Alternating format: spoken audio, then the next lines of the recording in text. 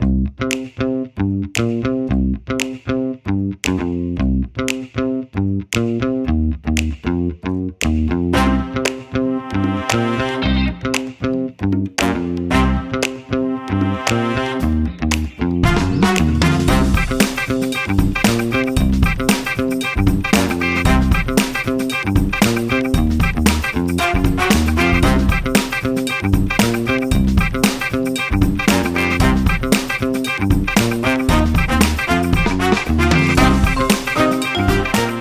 bem-vindo ao nosso podcast e obrigada por ter aceito o convite de estar aqui a conversar comigo.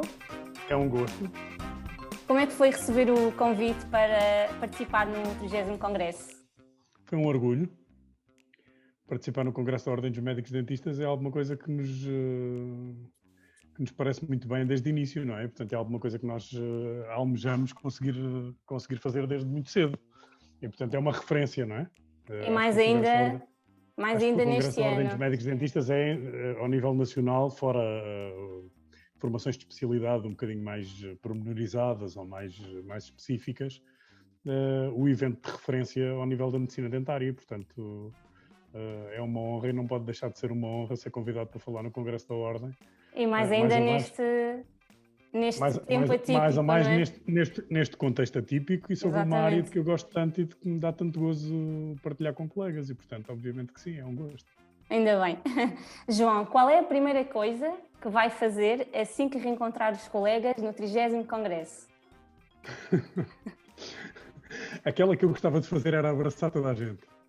Ok, acho que todos estamos com falta de abraços neste momento. Acho que sim. Acho que uma das coisas que o confinamento e a pandemia e esta reclusão me trouxeram e que mais me desagrada é a impossibilidade de fazer uma coisa que para mim é quase uma coisa inata, que é gostar das pessoas e exprimir-me afetuosamente com as pessoas de quem gosto.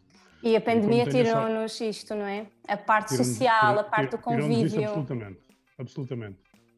Por outro lado, trouxe outras mais-valias também. O online ganhou cada vez mais força, por um lado, que acabou por facilitar aqui algumas situações, mas depois lá está, temos também os contras, não é?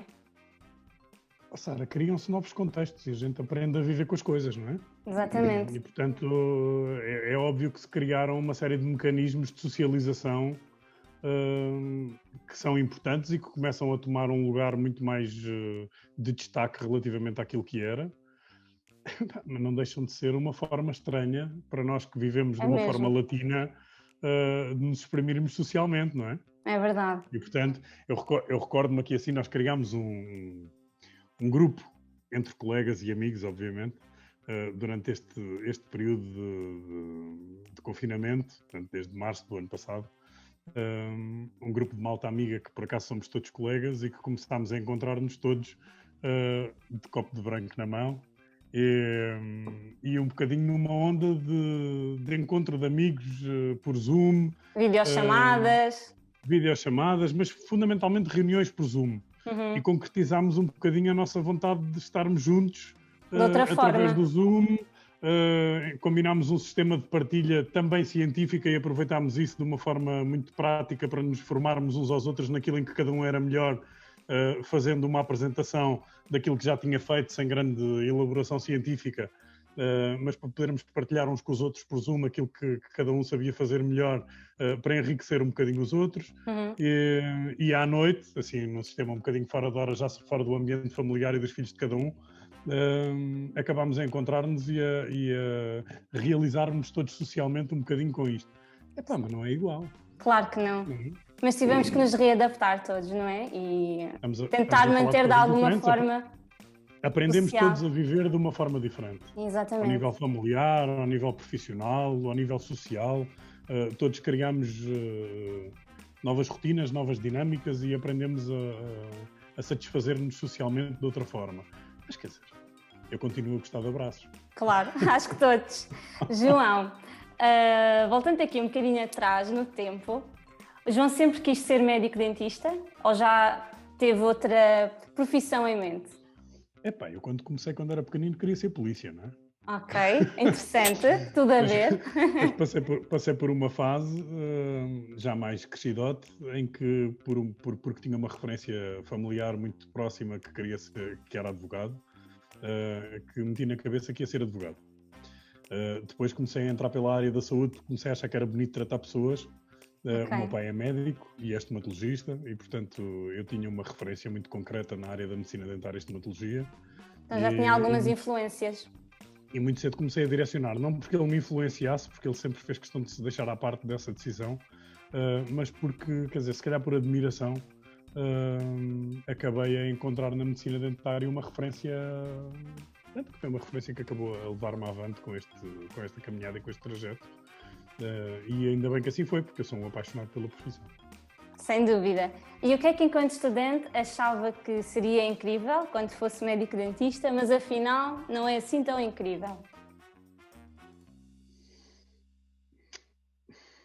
Se calhar, portanto, a minha maior desilusão, é isso que você quer saber? Sim. Eu acho que a minha maior desilusão vai ter que ir para a incapacidade ética da nossa classe. A forma como as pessoas se agridem gratuitamente só para satisfazer os seus egos, de uma forma que, a meu ver, é totalmente desnecessária e que só nos prejudica a todos. E, portanto, acho que isso é, na nossa área, o pior que temos na medicina dentária. E é uma luta diária, não é? Todos os dias. É uma luta diária. E todos os dias eu vejo exemplos daquilo que eu acho que não devia ser feito. E isso é uma coisa que me agride pessoalmente, porque gosto de valores que me foram ensinados de berço e que eu acho que são os mais importantes e que devem ser mantidos em tudo, inclusivamente na profissão, não é? Portanto, os valores da ética, da moral, sem dúvida, da educação, se não for por mais nada. E, portanto, há coisas que a gente não pode perder. E não se pode dissociar, não é? Enquanto pessoa, enquanto profissional. E acho que, de alguma forma, as novas tecnologias também trouxeram um facilitismo relacional que faz com que as pessoas, às vezes, com muito mais facilidade, entrem por um caminho de agressão e de permanente questionamento do próximo, sem se aperceberem de que isso muitas vezes imbrinca na falta de integridade e no questionamento da integridade do outro. E a nossa liberdade acaba onde começa a liberdade do outro. Portanto, interessa termos o cuidado de nos respeitarmos todos mutuamente. E se não concordamos, podemos discutir, mas de uma forma saudável, sem a necessidade de ser uma coisa agressiva. Isso é uma coisa que me choca um bocadinho e que eu acho que é muito dominante na nossa área, sem necessidade disso. É a sua maior desilusão. É a minha maior desilusão na medicina dentária, eu acho que é. Isso e a quantidade de doentes pouco educados que existe. Também, é verdade. E a falta de valorização do nosso trabalho. Da nossa profissão, não é? Da nossa profissão. Mas isso é uma coisa que eu acho que nós é que temos culpa de ter acontecido.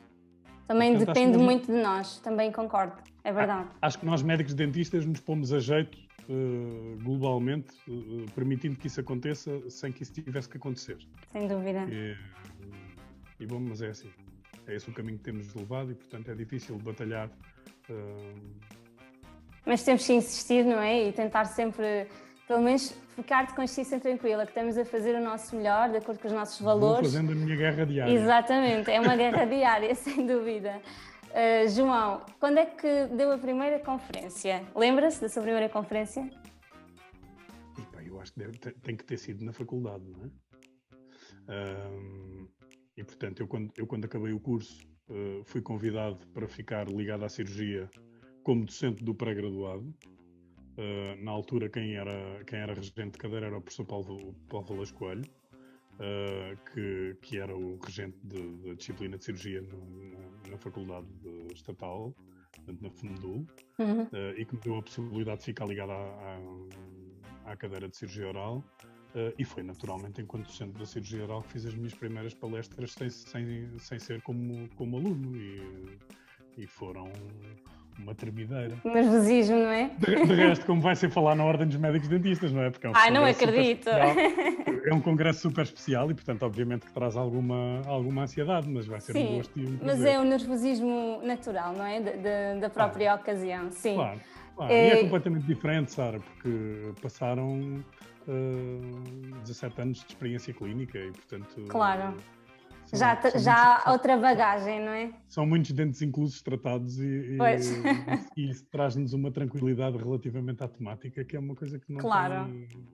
Não é? A gente deixa de ter que provar alguma coisa e passa a ter uma experiência para partilhar. Claro, sem dúvida. E isso, pronto. Isso faz toda a diferença, mesmo para Claro, quem isso ouve. enriquece. Para quem ouve, Claro. é verdade. E lembra-se de algum episódio assim mais caricato que lhe tenha acontecido numa conferência? Que nunca se tenha esquecido? Quer dizer, lembro-me de muitas Qualquer coisas. coisa. Sim. Lembro-me de muitas coisas. Lembro-me, por exemplo, numa última conferência que fiz aí assim há uns tempos sobre aumento do ósseo para implantes, de estar a citar um artigo do Duarte Marques e do Duarte Marques estar na sala mesmo ao meu lado e ter ficado super orgulhoso pela citação que eu estava a fazer. Era uma revisão extensa que eles fizeram no grupo deles relativamente a um tema, salvo erro, a utilização de membranas, e dele ter ficado super contente e disse-lhe ter enchido o orgulho, e a mim também, porque somos amigos. Tão bom. Claro, Mas trouxe logo um nervosismo? Não. Não, acho que trouxe realização. Tão bom, isso é bom. E mais episódios assim que não se tenha esquecido? Epá, não sei. Não sei, há sempre tantas coisas. Todas as apresentações que nós fazemos têm coisas positivas e negativas, não é? Sim. Tem algum amuleto da sorte? Não tenho nada dessas coisas. Superstições, nada disso? Nada, eu acredito muito que as apresentações brilham quando há espontaneidade. E, portanto, obviamente gosto de fazer uma preparação adequada em termos de revisão de literatura e de preparação de casos e de tudo isso. Mas acho que tem que haver uma boa dose de espontaneidade para que as coisas possam funcionar bem. E, portanto, trazer a lição estudada de caso ao segundo faz perder um bocadinho a influência do próprio nesse contexto. Isso é uma coisa que, a meu ver, não joga muito bem. Acho que funciona melhor. E ter paixão naquilo que se faz, não é? Funciona melhor a pessoa transmitir um bocadinho de si quando apresenta alguma coisa aos outros. E, portanto, eu acho que é isso que eu vou tentar fazer. É passar a minha experiência e a minha maneira de ser e a forma como eu encaro a temática e dentro daquilo que é a literatura e o contexto científico que está subjacente. E se fosse dar uma conferência do outro lado do mundo e só pudesse levar uma mala de mão, o que é que levava consigo? Acho que se calhar um necessaire com o computador lá dentro, não é? Pronto. Telemóvel, para ficar contactável, não é? Sim, menos importante. Não sou grande dependente. Ok. Se tivesse que falar de uma cabine pública, falava pacificamente, sem nenhum problema. Eu voltava ao tempo em que não tinha telemóvel sem nenhum problema. Acho que perdi muita qualidade de vida pelo telemóvel. Eu acredito, é verdade. A história da pessoa estar permanentemente disponível, e mensagem do Facebook, e mensagem do WhatsApp. E muitas vezes já estamos viciados e nem nos apercebemos, não é? Não, acho As que tecnologias. o telemóvel trouxe-nos muita coisa boa, mas também nos trouxe muita coisa má. É verdade. Portanto, se eu tivesse que ir para o outro lado do mundo e tivesse que escolher uma coisa, não era o telemóvel. Na perspectiva de uma conferência, acho que era absolutamente mandatório levar pelo menos uma penzinha com a apresentação, não é? Pronto. E portanto, alguém havia de mesmo estar um computador, mas a pen tinha que ir. Agora, o telemóvel não era uma opção. E se tivesse que criar um manual de sobrevivência nesta sociedade, quais seriam os mandamentos? Eia pá. Este é difícil. Estou feito ao bife. Deviam-me ter mandado as perguntas para eu me preparar para elas. Preparação, não é? É mesmo assim, é para ser espontâneo. Se eu tivesse que criar um manual de sobrevivência, epá, isso é muito complicado. Na medicina dentária ou na vida em geral? Na vida em geral. Pode aplicar à medicina dentária, pode associar. Acho que a coisa mais importante, que é uma das coisas que eu tento transmitir à minha filha, que tem 5 anitos e está na hora de começar a pensar nas coisas com algum espírito crítico, é que a família e os amigos têm que ter uma posição preponderante e representativa. E, portanto, acho que o primeiro capítulo do meu manual era como escolher e manter uma família e amigos próximos que nos mereçam e poder levá-los comigo para o sítio onde eu fosse bem. Portanto, isso é um dos fatores mais importantes. Mas, obviamente, a saúde, não é? Portanto, há que ter saúde para conseguir viver com qualidade. E depois, a partir daí, são coisas mais pequeninas. São estas, não é? Tem a ver com o nosso conforto diário, com os nossos hobbies, com as coisas que nós gostamos de fazer. Quais os seus hobbies? Eu gosto de fazer muita coisa. Eu sou um grande bom vivant. E, portanto... Bem. Pode partilhar. Eu gosto de fazer muita coisa. Recentemente comecei a descobrir o exercício físico, que é uma coisa que nunca teve um lugar muito importante na minha vida. Agora já tem. E desde que fui pai e que me senti responsável por alguém, decidi mudar um bocadinho de vida e, portanto, mudei para melhor, deixei de fumar e comecei a fazer exercício físico. Tornei-me uma pessoa muito mais saudável. Muito bem. Uma das minhas doenças é a pesca. E, portanto, eu tenho o fanatismo da náutica, de recreio e da pesca. Desde muito tempo? Sim, desde há muito tempo, desde pequenino. Agora pior ainda, porque continuo a ter brinquedos como as crianças, mas a diferença entre os brinquedos das crianças e dos adultos é o preço dos brinquedos e o tipo dos brinquedos. Pois. Portanto, os meus brinquedos agora são um bocadinho mais dispendiosos e permitem-me fazer outras coisas, nomeadamente ir para o mar à pesca. E, portanto, esse é um dos meus hobbies que me ocupa mais tempo. Gosto muito de andar de bicicleta, gosto muito de... Tenho um hobby super espetacular que é sentar-me no café com os amigos. Tão bom, acho que todos nós gostamos. E conversar, partilhar experiências e adoro viajar. Qual foi o país que mais gostou de visitar? Aquele que mais impressionou? Eu gosto muito de Portugal. Hein? Sim, mas sem ser Portugal. Já fui a muitos sítios fora. Já tive várias experiências em vários países diferentes e em várias situações diferentes que me marcaram. Umas mais positivamente, outras menos positivamente, mas acabo sempre a gostar muito de viajar cá dentro. Fora de Portugal, houve várias viagens que me marcaram bastante.